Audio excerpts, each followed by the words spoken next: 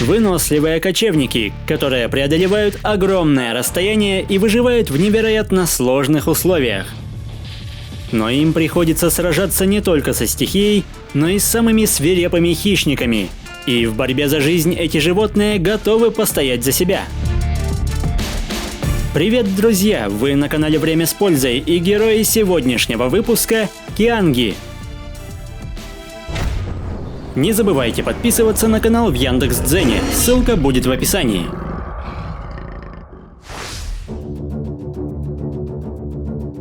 Кианг – крупнейший из диких ослов. Даже по меркам родственных лошадей он имеет внушительные размеры. При высоте в холке около 140 сантиметров масса самцов может достигать 400 килограмм. Кианги встречаются почти на всем Тибетском Нагорье. Они приспособились к жизни на высоте до 5000 метров. Этих животных не пугают ни холодные зимы с пронизывающими ветрами, ни разреженный воздух с содержанием кислорода в 2 раза меньше, чем на уровне моря. Их короткие коленастые тела покрыты густой шерстью. Крепкие копыта помогают передвигаться по сложной местности, а эффективная пищеварительная система помогает питаться жесткой засохшей травой.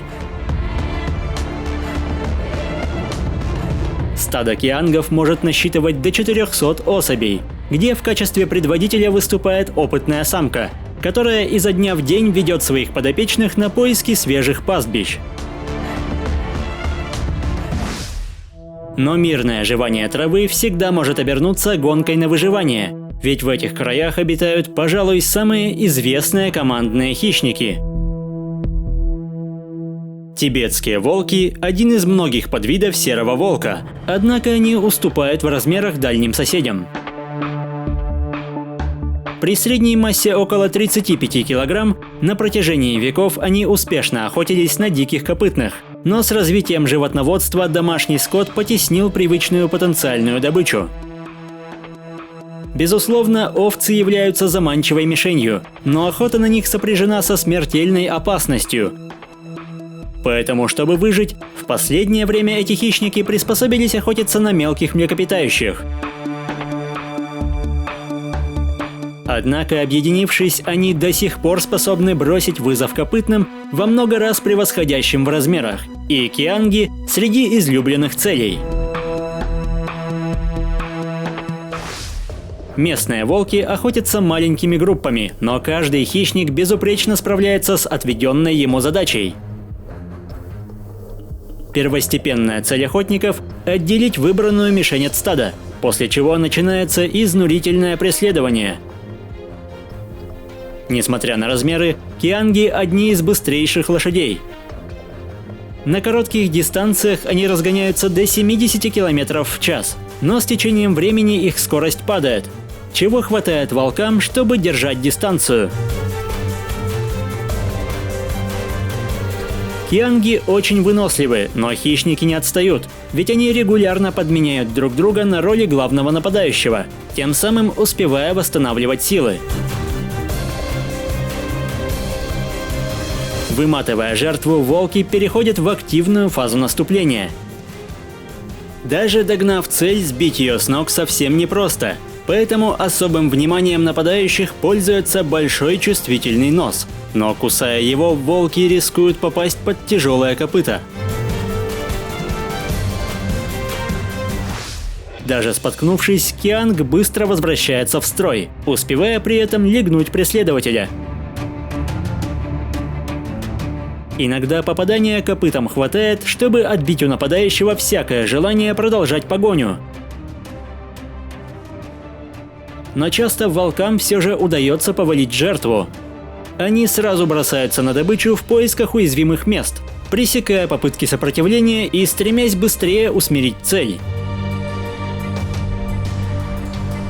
Но и это не означает победу, ведь даже раненый кианг все еще находит силы встать. В этот раз ему повезло. Кажется, волки учуяли человеческий запах, что вынудило их отступить. Хотя, скорее всего, они скоро вернутся и закончат начатое. Укус в нос настолько эффективен, что кианг перестает сопротивляться, чем активно пользуются нападающие. Но человек вновь рушит все планы охотников. Волки лучше других знают, что встреча с людьми может стоить им жизни, поэтому они готовы бросить добычу, на которую затрачено невероятно много усилий. Стайные хищники не единственная угроза для местных копытных, ведь здесь охотится удивительно скрытный и расчетливый снежный барс, который, несмотря на относительно скромные размеры, способен расправиться с превосходящими в силах и весе животными. Этот охотник делает ставку на внезапность, но даже добравшись до уязвимого места, он не способен быстро покончить с киангом. Задачу усложняет не только невероятно толстая шея, но и внушительный запас выносливости и воля к жизни. Без особых усилий кианг таскает барса словно котенка, резкими движениями пытаясь сбросить нападающего. Барс не из тех, кто боится трудностей, поэтому он до последнего не ослабляет хватку.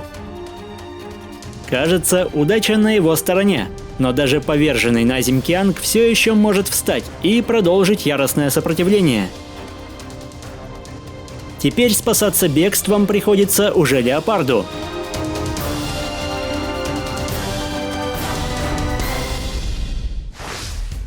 Большую часть года взрослые самцы держатся отдельно от стада, но с наступлением брачного сезона холостяки затевают нешуточные сражения, которые включают в себя погони, удары копытами и очень болезненные укусы, которые быстро вынуждают менее опытного жениха убраться восвояси.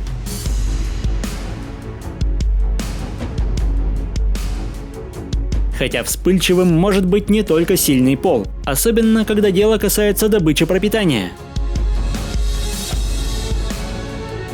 Летняя пора оборачивается для этих травоядных настоящим пиром. Нескончаемые пастбища с сочной травой позволяют восполнить жировые запасы. Всего за 3 месяца в этот сезон кианги набирают до 40 килограмм веса.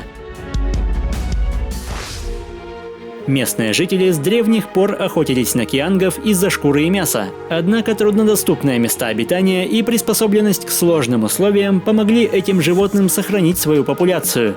И сегодня лишь в Китае насчитывается более 60 тысяч особей. Это относительно небольшая цифра, но, например, близким родственникам куланам повезло гораздо меньше. Неконтролируемая охота и уничтожение естественной среды обитания поставило этих копытных в куда более уязвимое положение. Но это уже совсем другая история. Если выпуск вам понравился, поддержите его лайком, комментируйте, подписывайтесь и проводите время с пользой. До скорого!